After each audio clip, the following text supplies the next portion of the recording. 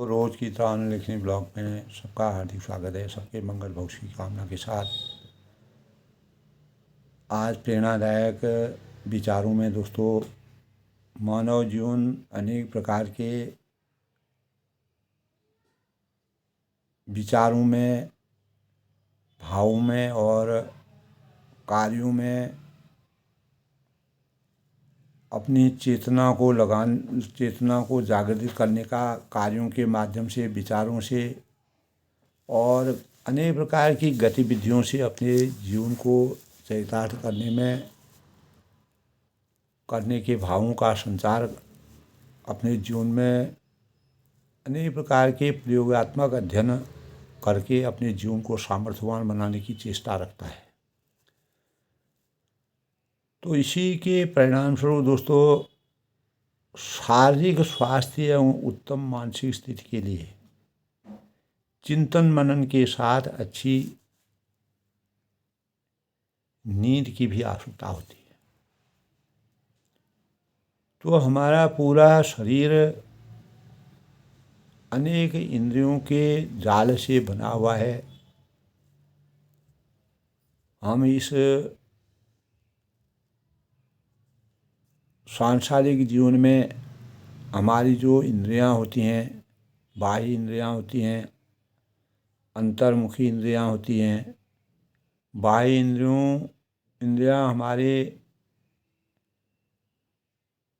संकेतों को, जो हमारी सूचनाएं होती हैं, उनको अपने अपने भगवान ने इस प्रकार का जीवन दिया है कि हम आँखों से क्या करते हैं, मुंह से क्या करते हैं, कानों से क्या करते हैं, नाक से क्या करते हैं, अगर कोई हमको स्पर्श करता है उससे हमको क्या अनुभूति होती है। तो ये संवेदनाएं सब हमारे अंतःकरण में जाती है। वही हमारी अंदर की जो इंद्रियां होती हैं, वो हमको उस कार्य को कैसे करना है उसके लिए हमको संकेत देती है, निर्देश देती है।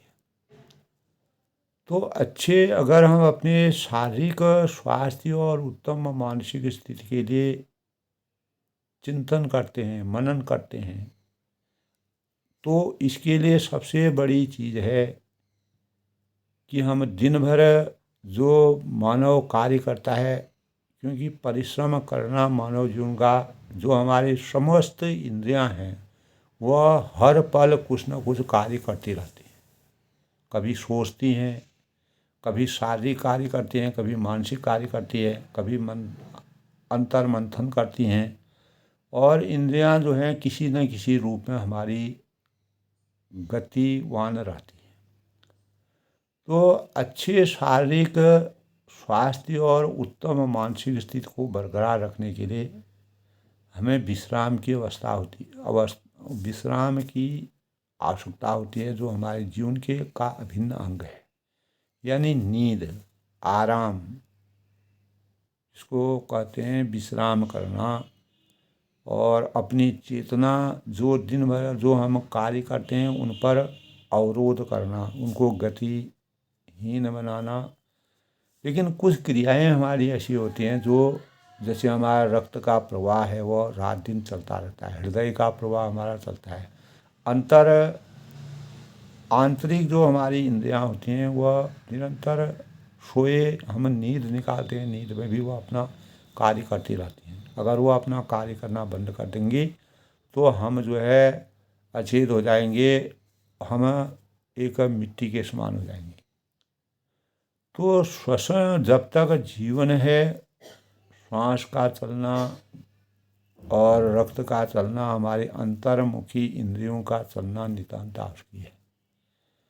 तो इसी के परिप्रेक्ष्य जब तक हमारा जीवन है, हमको अच्छी नींद की आवश्यकता होती है, क्योंकि हमें शारीरिक और मानसिक शरीर की स्थिति को चेतना के अनुसार चिंतन मनन के साथ अच्छी नींद भी, जिस प्रकार हम किसी कार्य को करने के लिए उसका अध्ययन करते हैं, विचारते हैं, अपने अंतःकरण में सोचते हैं, विचारते हैं कैसे उस कार्य को हम पूरा करेंगे। तो एक अवस्था ऐसी आती है जब हम सब कुछ छोड़ करके नींद हमारे जीवन की शारीरिक और मानसिक अवस्था को बरकरार रखने के लिए अत्यंत आवश्यक है। तो नींद के बाधित होने पर न सिर्फ शारीरिक बल्कि मानसिक स्वास्थ्य पर भी प्रतिकूल असर पड़ता है। ये सब लोग जानते हैं। शरीर बीमारियों का घर होने लगता है। अगर हमारी नींद पूरी नहीं होगी, किसी न किसी प्रकार से हमारी नींद का होना, हमारी सुप्तावस्था, इंद्रियों को जिस प्रकार एक मशीनरी चलती है, गाड़ी चलती है, अगर गाड़ी को हम लगातार एक दिन 2 दिन 3 दिन 4 दिन तक अगर उसको चलाते रहेंगे तो वह गर्म हो जाएगी। उसके सब जो है पार्ट जो हैं गर्म हो जाएंगे और ऐसा लगेगा कि गाड़ी में विस्फोट भी हो सकता है। यही स्थिति हमारे शरीर की भी होती है। अगर हम इस शरीर को लगातार इसको विश्राम नहीं देंगे तो एक अवस्था ऐसी आएगी कि यह शरीर विस्फोट कर सकता है। इसकी सभी चीज़ें जो हैं व्यथित हो जाएंगी, दुखित हो जाएंगी और वह गतिहीन हो जाएंगी, वह उनकी चाल मंद हो जाएगी। तो शरीर बीमारियों का घर होने लगेगा अगर नींद हमारी पूरी नहीं होगी। और मानसिक स्तर पर हम अवसाद में भी जा सकते हैं। आपने देखा होगा बहुत लोग बीमारी अनेक प्रकार के भौतिकता के जाल में और अपेक्षाओं के जाल में घिरे रहते हैं। अनेक बोझ अपने सर पर रख लेते हैं और जिसके परिणाम स्वरूप वह अनेक चिंतन मनन में रहते हैं कि कल हमको क्या करना है, इसका क्या होगा, आज मैंने ये किया, कल उससे दूना करना है, परसों उसको दूना करना है। चारों तरह आदमी का मानसिक चिंतन लगा रहता है और शारीरिक रूप से भी वह अस्वस्थ हो जाता है।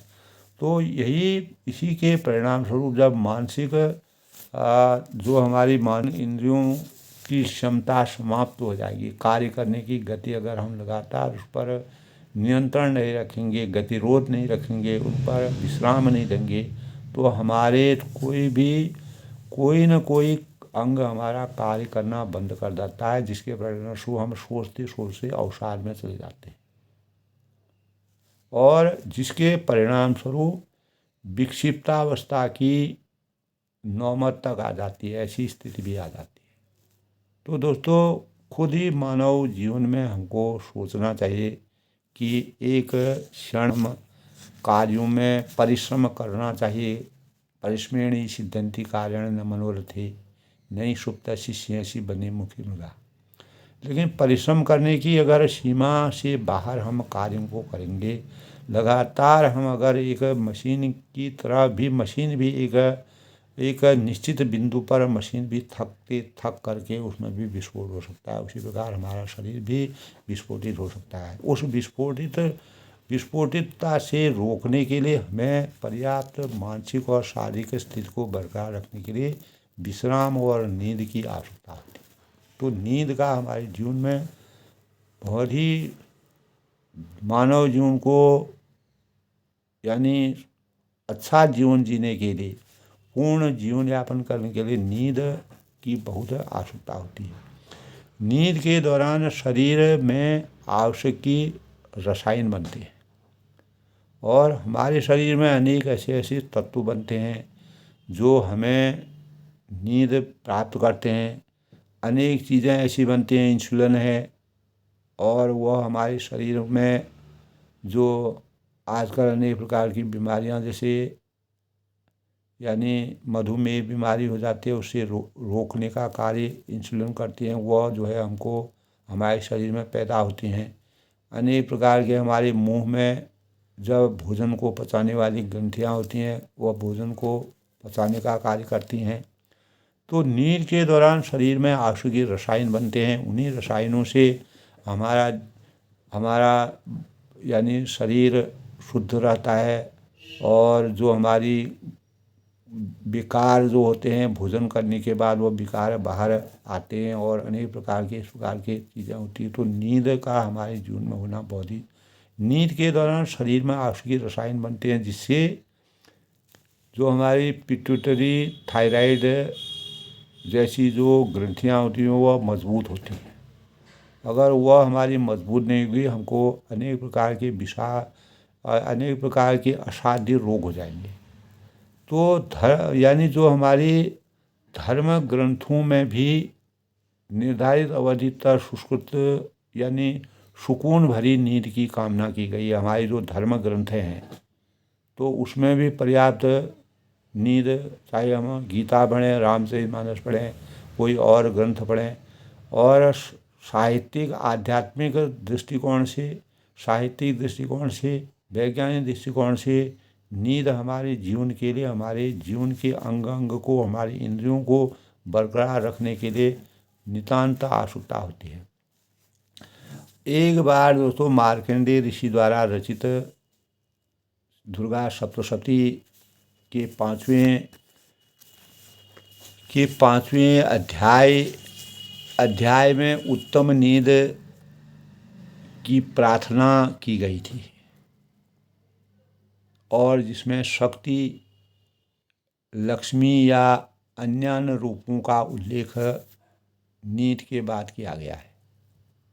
जब हमको शक्ति मिलती है, लक्ष्मी मिल जाती है और अन्य सभी चीज़ें मिलती हैं, तो भगवान ने इस प्रकार के रूपों को देख करके भी उसमें यह हमारे शास्त्रों में उल्लेख किया गया नींद की क्या मुख्य अहम भूमिका होती है। तो नींद के बाद किया गया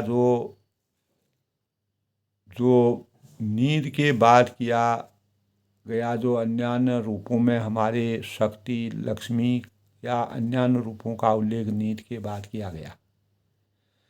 जब नींद हमारी पूरी होगी उसके बाद उसका परीक्षण किया गया, तो भगवान विष्णु की शक्ति, चेतना शक्ति, बौद्धिक शक्ति के बाद नींद की भी शक्ति का स्थान दिया गया है। इसीलिए भगवान कुछ समय के लिए क्षीर सागर में शयन कक्ष में अपनी चले जाते हैं।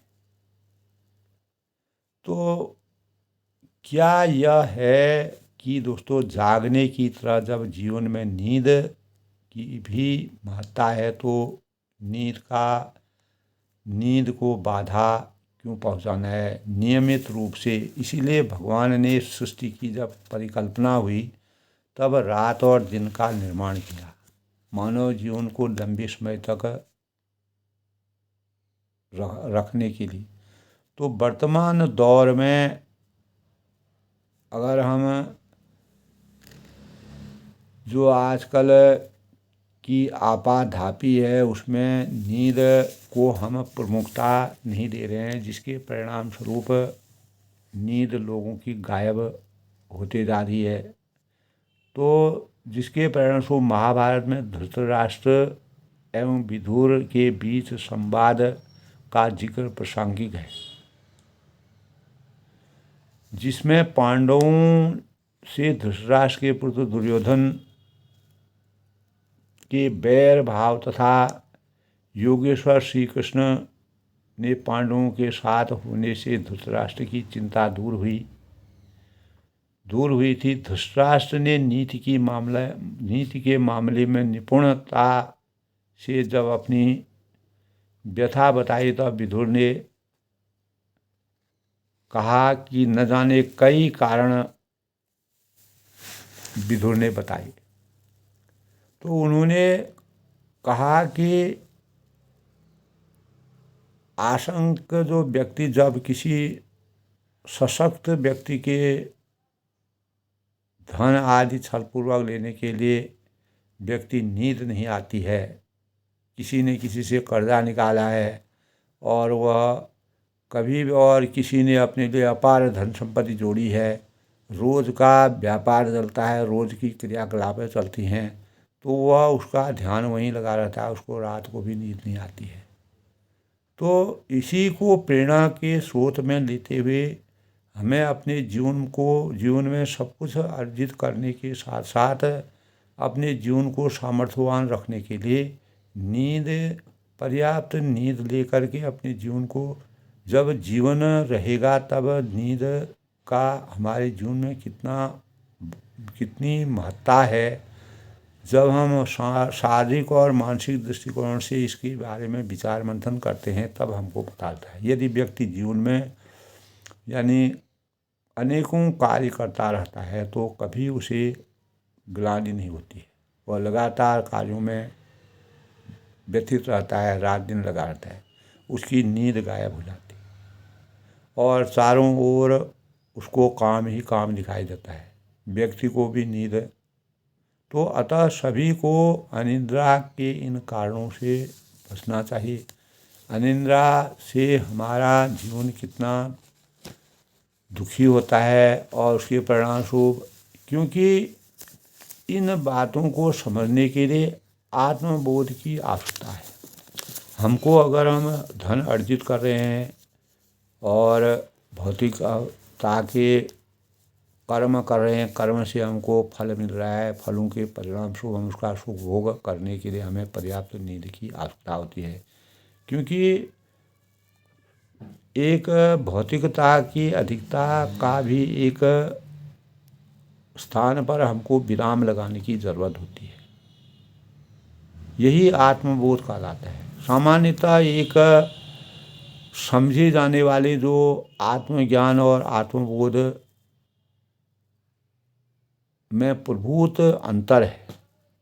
बौद्धिक दक्षता की बाह्य जानकारियों का संग्रह ज्ञान कहलाता है, और जबकि क्रोध आत्मस्फूर्त ज्ञान का पवित्रतम रूप है।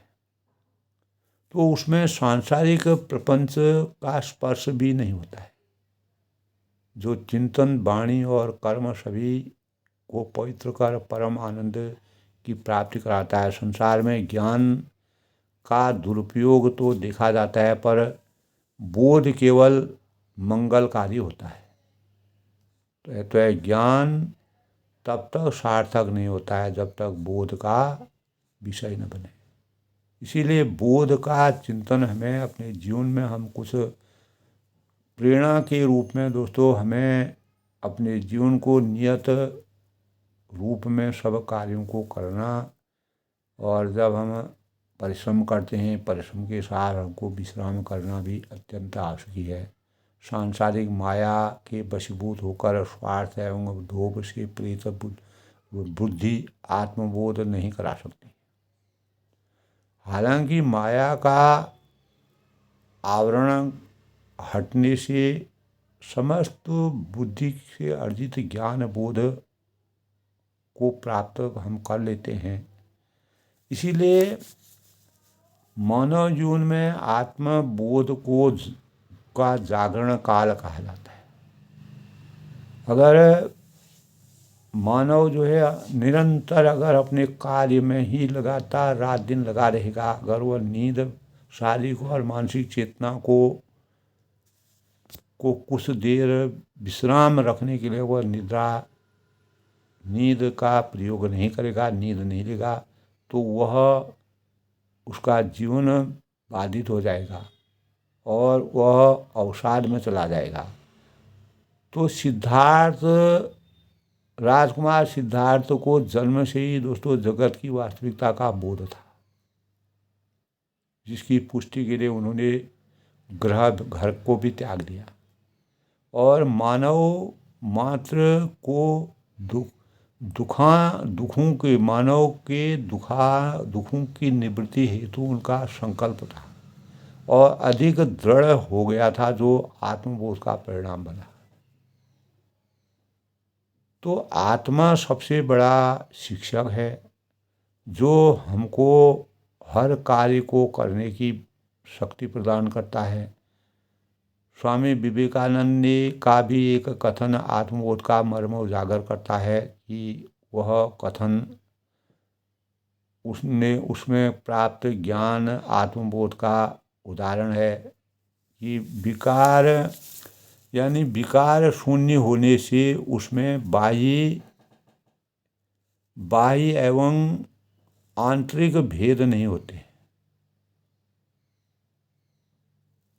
और आत्मबोध को इतना प्रबल होना चाहिए कि प्रथम दर्शन से ही वह गुरु के समक्ष अपने परिचय करे। गुरु मन, बुद्धि और अहंकार, चित्त और प्राण नहीं, शरीर का संचालन इंद्रिय समूह ही नहीं हूँ और राग द्वेष जाति भेद से मेरा कोई भी संबंध नहीं है। आदि शंकराचार्य ने ये कहा था कि मैं बंधन भी नहीं और मुक्त भी नहीं रहता हूँ। इसीलिए इस जग में, इस संसार में मेरे माता पिता, बंधु बांधव, गुरु शिष्य कोई नहीं है। मैं निर्विकार, निर्विकल्पक, निराकार, सर्वव्यापी, सत्यचित एवं आनंद स्वरूप साक्षात शिव हूँ। वस्तुतः आत्मबोध परमात्मा तत्व की मंगल ध्वनि आत्मबोध से होती है, जो भेद बुद्धि को समाप्त कर इस संसार में समस्त भाव का विस्तार करती है और जिसके परिणामस्वरूप हम वास्तविकता को समझ जाते हैं कि हमें जीवन को शारीरिक और मानसिक स्तर को अगर सही स्वरूप देना है तो अपने इंद्रियों के हर अंग को कैसे हमें सुसज्जित रखना चाहिए, कैसे हमको पर्याप्त नींद लेनी चाहिए, तभी हमारा वास्तविक सौंदर्य हमारा बना रहेगा। तो सौंदर्य सदैव आकर्षण का एक आधार रहा है। तो सौंदर्य से आशय मात्र बाहरी आकर्षण से नहीं है। तो अभी तो यह आंतरिक गुणों और मानवीय संवेदनाओं का ही परिचायक बना गया है। तो सौंदर्य की अगर हम परिभाषा व्यक्तियों और संस्कृतियों और समय के साथ बदलती रहती है। और वास्तविक सौंदर्य क्या है? किसी के लिए सौंदर्य का अर्थ शारीरिक सौंदर्य है और जबकि किसी अन्य के लिए यह व्यक्तित्व, विचार, कला, अपने जीवन को किस प्रकार से शारीरिक और मानसिक रूप से हमें समर्थवान बनाना है। तो अनेक प्राकृतिक सौंदर्य का एक अद्वितीय अनुभव प्रदान करने के लिए हमें पर्वत है, नदियाँ हैं, समुद्र है और वन हैं, सभी अपनी जो विशेषताओं के साथ मन को मोह लेते हैं। तो ऐसे प्राकृतिक अनुभवों से हमारे शारीरिक और मानसिक चिंतन जब जागृत होते हैं तो हम अगर मानसिक चिंतन हमारा संतुलित होगा और शारीरिक चिंतन हमारा संतुलित होगा तो संतुलित जीवन जीने के लिए हमको विश्राम और नींद की आवश्यकता होती है। इसलिए जीवन में सब कुछ करते हुए, परिश्रम को बल देते हुए एक निर्धारित समय पर पर्याप्त नींद की महत्ता हमारे शास्त्रों में मानी गई है, हमारे धर्म ग्रंथों में मानी गई है। तो शांति और संतोष का अनुभव तभी होता है। सौंदर्य का एक पहलू कला है। तो हम केवल एक ही भौतिकता के अवसाद में न जाकर के चित्र है, संगीत है, नृत्य है, कला है, साहित्य है आदि में अपना मन लगाएं, अपने चिंतन को शांत रखें, योग साधना करें और पर्याप्त नींद से हम अपने जीवन को सामर्थ्यवान रखें। तो वर्तमान आज के परिवेश में वर्तमान जो जीवन है वो भौतिकता से भरी हुई जीवनशैली के सौंदर्य के मानकों को प्रभावित कर रही है। तो जिसके कारण हम वास्तविक रूप में अपने जीवन को विश्राम नहीं दे सकते हैं, सौंदर्य की पहचान नहीं कर पाते हैं। वह हमारे लिए एक कठिन चीज़ हो गई है। तो प्रतिस्पर्धा की दौड़ में जो है आज मानव चेतन पूर्ण रूप से विक्षिप्त जैसा हो गया है।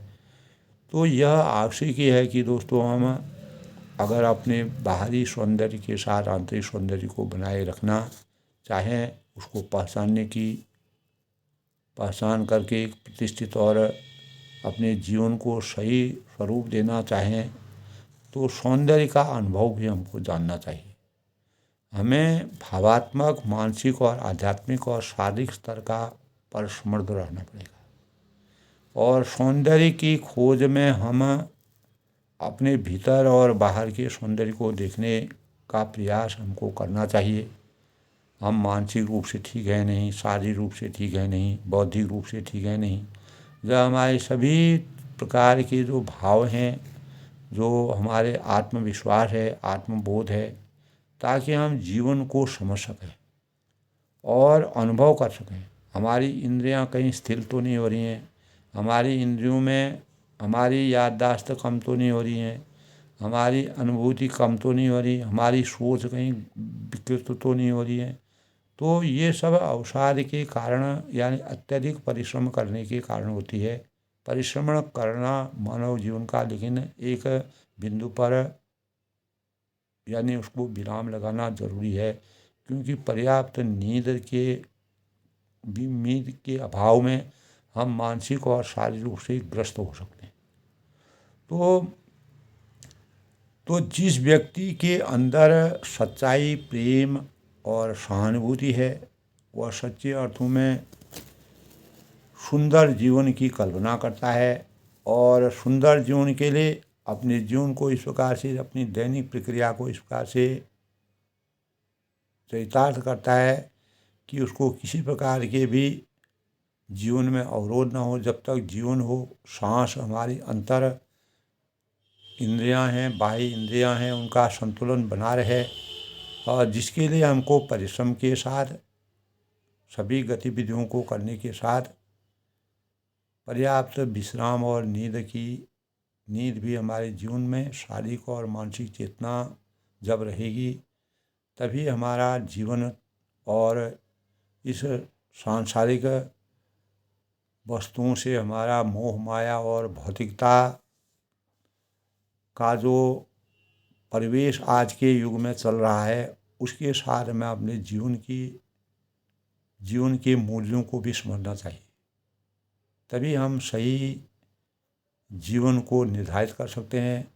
अनेक प्रकार के विकृत बीमारियों से, अवसादों से और बच सकते हैं, अपने जीवन को सामर्थ्यवान रख सकते हैं। तो हमें चारों ओर नज़र अपने जीवन के बारे में रखनी चाहिए। समय के मूल्य को समझना चाहिए, समय का सदुपयोग करते हुए, और जहाँ हम कर्म पथ पर अग्रसर हैं, वहीं हमें अपने इंद्रियों को सही स्वरूप देने के लिए, गतिविधियों को हमेशा संचालित करने के लिए पर्याप्त नींद जो है हमारे जीवन के लिए, चाहे आप आध्यात्मिक स्तर से सोचें, साहित्यिक स्तर से सोचें और वैज्ञानिक दृष्टिकोण से सोचें, तो नींद पर्याप्त जीवन में हमें सरल जीवन, अच्छा जीवन व्यतीत करने के लिए नींद की आवश्यकता, और अपने वास्तविक सौंदर्य को बनाए रखने के लिए और अपने आत्मबोध को जगाए रखने के लिए, जब हम सचेत रहेंगे, हमारा मानसिक चिंतन सही कार्य करेगा, तभी हम अपने जीवन को सामर्थ्यवान बना करके हमेशा के लिए एक स्वरूप में बंधे रहेंगे।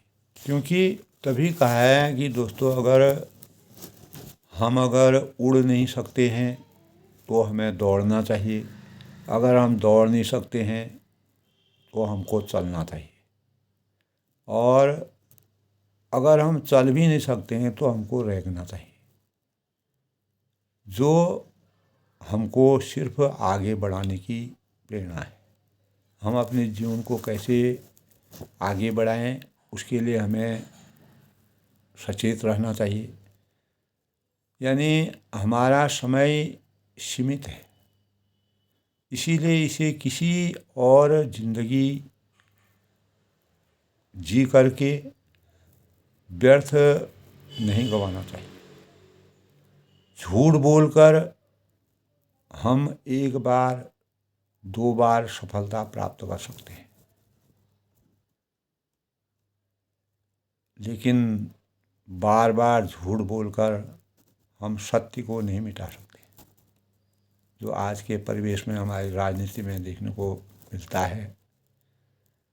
तो कोई भी व्यक्ति जनता से अगर एक बार झूठ बोल लेता है, दो बार झूठ बोल लेता है, तीन बार झूठ बोल देता है, लेकिन चौथी बार जनता समझ जाती है कि झूठ बोलने से क्या है, क्या इसका परिणाम होता है। इसी प्रकार हम अपने जीवन के साथ, अगर हम अपने जीवन के साथ खिलवाड़ करते हैं, हम एक दिन नहीं सोएंगे, 2 दिन नहीं सोएंगे, 3 दिन नहीं सोएंगे, अगर हम लगातार नहीं सोएंगे तो हमारा जीवन बर्बाद हो जाएगा। हमको बीमारियां घेर लेंगी और हम अपने जीवन के लिए अभिशाप बन जाएंगे और अपने जीवन के साथ अपने परिवार के लिए भी अभिशाप बन जाएंगे, जिसके परिणाम स्वरूप हम अवसाद में चलाएंगे, हमारा चेतन समाप्त हो जाएगा। इसलिए हर चीज़ का मूल्य समझना, हर चीज़ की कीमत समझना, हर चीज़ का भाव समझना इस जीवन का सबसे बड़ा सार है।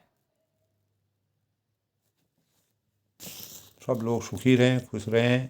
आज के प्रेरणादायक विषय में तो जीवन में दोस्तों हर एक चीज़ का परिणाम और उसका निर्णय और उसकी पृष्ठभूमि किस प्रकार से हमें तय करनी चाहिए, यह